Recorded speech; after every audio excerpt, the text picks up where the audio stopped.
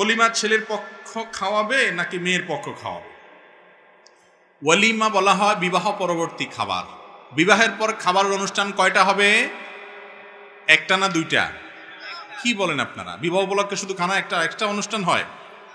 ছেলে দেখতে গিয়ে একটা মেয়ের বাপের বাড়িতে 50-60 জন 70 জন বেহায়ার মতো যায় খায়া আসে। এরপরে আইসা আপনার অলিমার নাম দিয়া আপনার ছেলের একটু খাওয়ায় হালকা পাতলা, আর তার কয়েক গুণ বাড়াইয়া মেয়ের বাপের বাড়িতে আবার কি যাত্রী জানি বলে, বরযাত্রী।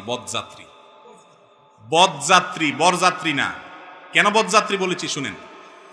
বরযাত্রী হবে তখন যদি আপনি এটা নিয়ে বার্গেনিং করে বেহায়ার মতো নেগোসিয়েশন করেন যে আমাদের পক্ষ থেকে 200 লোক যাবে, মেয়ের বাপ বলছে না 100, কয় না আছে তাহলে 150, মাঝখান দিয়ে থাকুক, দালাল কয়, দালাল থাকে না একটা ঘটক, এটা কয় না ঠিক আছে 150, তাহলে ঠিক আছে তাহলে 125 আমরা চুক্তি করলাম। এই যে একটা কথা, কত বড় নির্লজ্জের মতো কথা, চিন্তা করেন ভাই। শরীয়ত বিয়ে উপলক্ষে একটা খাবারের ব্যবস্থা রেখেছে, সেটা খাওয়াবে কে? ছেলে। ওই ছেলে 50, 100, 200 যায় খাওয়াক না খাওয়াক, তার পুরা গ্রামের মানুষ শুদ্ধা নিয়ে যায়া শ্বশুরবাড়িতে খায়া আসে।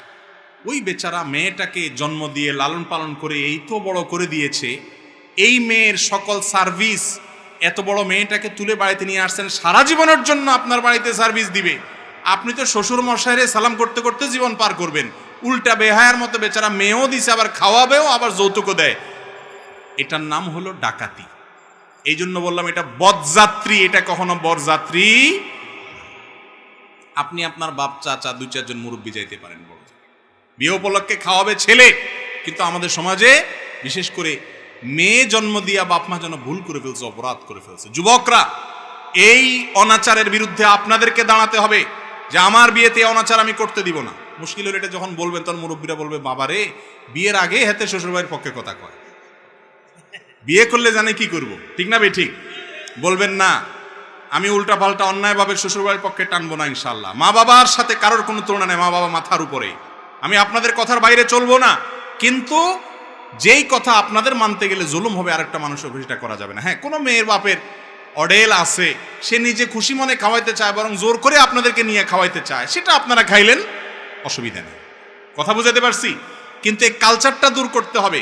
কালচারটা যে আপনার না হয় সমর্থ আছে খাওয়াবেন, কিন্তু তখন সমাজে একজন গরিব বাবা, সে তো ধার করে কর্জ করে সুদের উপরে টাকা নিয়েও খাওয়াইতে হবে, ঠিক না বে ঠিক? অতএব এই বরযাত্রীর এই কালচারটা আমাদের সমাজ থেকে ঝেঁটিয়ে বিদায় করতে হবে ইনশাআল্লাহ। করবেন তো যুবকরা ইনশাআল্লাহ? সমাজ পরিবর্তন আমাদেরকে করতে হবে। ইসলাম বলেছে তুমি বিয়ে করছো তুমি খাওয়াবা ভাই,